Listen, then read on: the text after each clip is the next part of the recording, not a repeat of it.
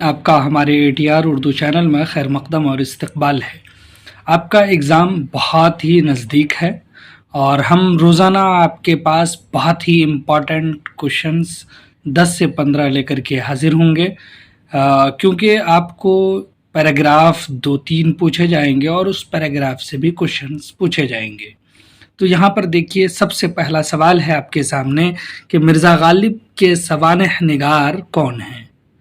ایک ہے تفتہ، اس کے بعد ہے حالی علائی، اس کے بعد ہے شیفتہ۔ تو آپ بتا سکتے ہیں کون ہیں؟ تو ہم یہاں پر آپ کو اگر ہم بتائیں تو مرزا غالب کے سوانح نگار مولانا حالی ہیں یہ۔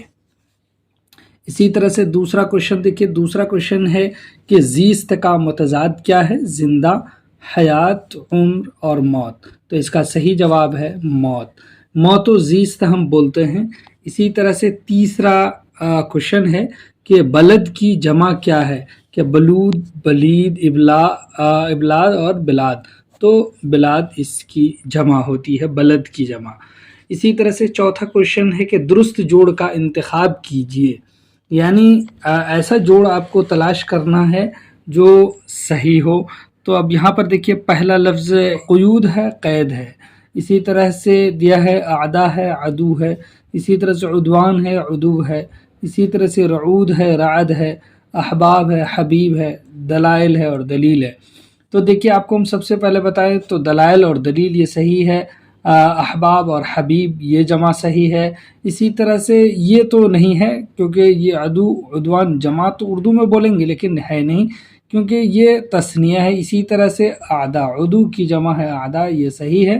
قید کی جمع قیود ہے۔ اس طرح سے آپشن آپ کو رہے گا، وہاں پر بنا کر کے یہ سب ورڈ رہیں گے۔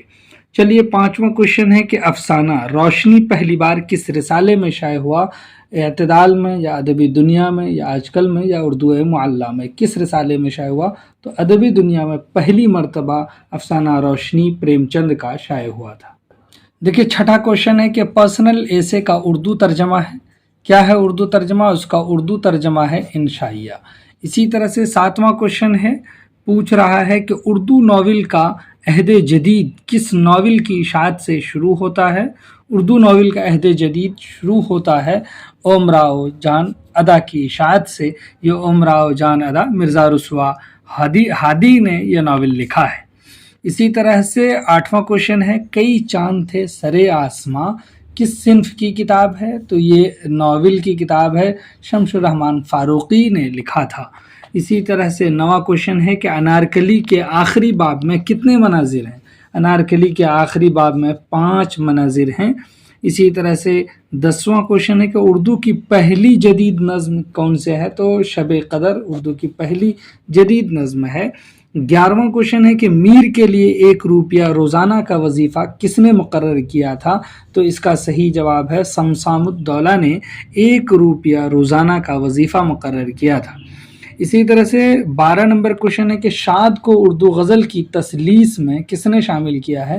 تو کلیم الدین احمد نے شاد کو اردو غزل کی تثلیث میں شامل کیا ہے۔ 14 نمبر کوشچن میں ہے کہ طویل بیانیہ والی صنف کون سی ہے؟ تو دیکھیے، مثنوی طویل بیانیہ والی صنف ہے۔ اسی طرح سے 14واں کوشچن ہے کہ 7 اوزان کس صنف کے لیے مختص ہیں؟ تو اس کا صحیح جواب ہے مثنوی کے لیے 7 اوزان مختص ہیں۔ تو ہم یہاں پر ایک کوشچن آپ کو بتا دیتے ہیں اور وہ کوشچن آپ کو ہم آپشن بھی بتا دیں گے، وہ اس کے حساب سے آپ ہم کو آنسر کر کے بتائیے گا۔ سوال سن لیجئے۔ سوال ہے کہ مثنویوں کے زوال کا سبب کیا ہے؟ مثنویوں کے زوال کا سبب کیا ہے؟ آپشن میں دیتے ہیں۔ آپشن اے غیر حقیقی زندگی کی ترجمانی، بی میں ہے الفاظ کی پیچیدگی، جذبات کی ترجمانی کا فقدان، آپشن سی میں ہے۔ اسی طرح سے ڈی میں ہے کوئی نہیں۔ تو آپ کو اس کا آنسر بتانا ہے۔ یہ والا کوشچن بہت ہی امپورٹنٹ ہے، کئی بار پوچھا گیا ہے۔ چلیے ایک کوشچن اور دیتے ہیں آپ کو، اور کوشچن یہ ہے، دوسری بار مثنویوں کا عروج کہاں پر ہوا؟ دوسری بار مثنویوں کا عروج کہاں پر ہوا؟ آپشن میں ہے لکھنؤ، دہلی، عظیم آباد، دکن. اس کا صحیح جواب ہمیں آپ کمنٹ کر کے بتا سکتے ہیں. اور غزل آپ پڑھ لیجئے گا، کیونکہ غزل سے کئی کوشچنس رہیں گے. آپ کو اس سے پوچھا جائے گا کہ غزل کس کو کہتے ہیں، غزل کے لغوی معنی، اصطلاحی معنی. اسی طرح سے اس کے ہیئتوں کے بارے میں بات کریں گے کہ مقطع، مطلع، اسی طرح سے مطلع ثانی اور پھر شاہ بیت. یہ سب سوالات آپ سے پوچھیں گے. آپ ردیف اور قافیہ اسی حوالے سے سمجھ لیجئے گا.